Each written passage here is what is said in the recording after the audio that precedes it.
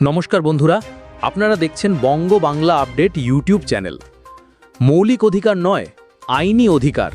DA মামলায় রাজ্যের ফাঁদ এড়াতে আজ নতুন পথে আইনজীবীরা। অবশেষে দীর্ঘ প্রতীক্ষার পর সুপ্রিম কোর্টে শুরু হয়েছে পশ্চিমবঙ্গ সরকারি কর্মচারীদের মহার্ঘ ভাতা সংক্রান্ত মামলার শুনানি।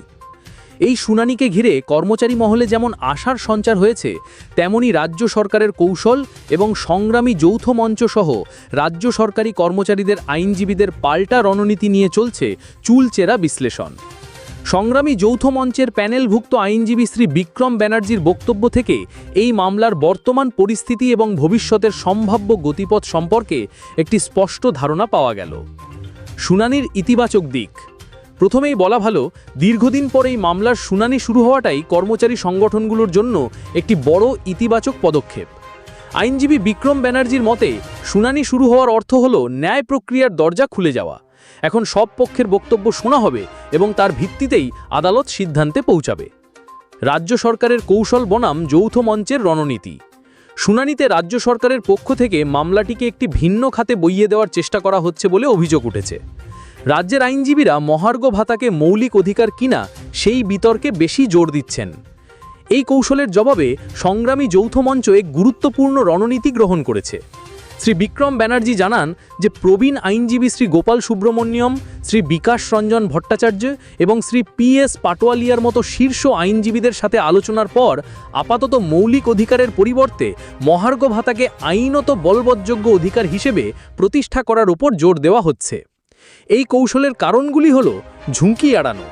সুপ্রিম কোর্ট যদি কোনোভাবে পর্যবেক্ষণ দেয় যে ডিএ মৌলিক অধিকার নয়, তবে তা ভবিষ্যতের সমস্ত মামলার জন্য, বিশেষ করে 2019 সালের রোপা সংক্রান্ত মামলার ক্ষেত্রেও নেতিবাচক প্রভাব ফেলতে পারে। নির্দিষ্ট লক্ষ্যে লড়াই। বর্তমান মামলাটি 2009 সালের রোপা নিয়মের উপর ভিত্তি করে চলছে। তাই এই নিয়মের আওতায় ডিএ যে কর্মচারীদের একটি আইনগত প্রাপ্য, তা প্রতিষ্ঠা করাই মূল লক্ষ্য। ঐতিহাসিক প্রেক্ষাপট। ভারতে মহার্ঘ ভাতা মৌলিক অধিকার কিনা সে বিষয়ে সুপ্রিম কোর্টের কোনো সুস্পষ্ট রায় কোনোদিন আসেনি। তাই এই অনিশ্চিত পথে না হেঁটে আইনগত পথেই হাঁটা হচ্ছে। আইনি যুক্তির কেন্দ্রবিন্দু রোপা এবং IACPI।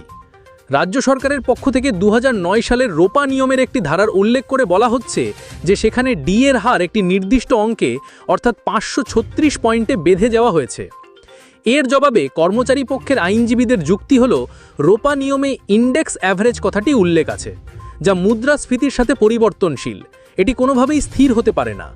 ইনফ্লেশন বা মুদ্রাস্ফীতির জন্যই ডিএ যাওয়া হয়, তাই তা বাজারের অবস্থার সাথে সঙ্গতিপূর্ণ হবে, এটাই স্বাভাবিক। পে কমিশনের রিপোর্টেও এই বিষয়টি স্পষ্ট করা আছে। আগামীর আশা ও প্রস্তুতি। আইনজীবী বিক্রম ব্যানার্জি আত্মবিশ্বাসের সাথে জানিয়েছেন যে তাদের আইনি দল সম্পূর্ণ প্রস্তুত। রাজ্য সরকারের সমস্ত যুক্তি খণ্ডন করে সুপ্রিম কোর্টের সামনে প্রকৃত তথ্য তুলে ধরতে তারা সক্ষম হবেন।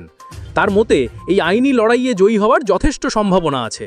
তিনি সমস্ত কর্মচারীকে ঐক্যবদ্ধ থেকে এই লড়াইয়ে সমর্থন জুগিয়ে যাওয়ার জন্য আবেদন জানিয়েছেন। আগামী দিনেও শুনানি চলবে এবং কর্মচারী সংগঠনগুলো জয়ের বিষয়ে আশাবাদী।